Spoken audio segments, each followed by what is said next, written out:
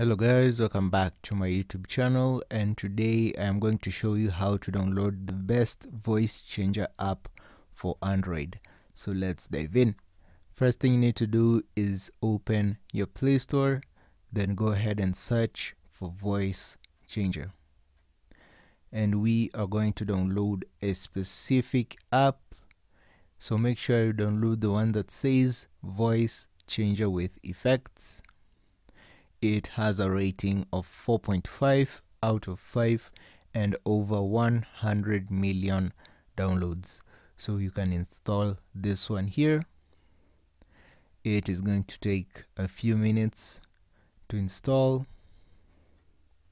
It is not very large, so it will not take up much of your space.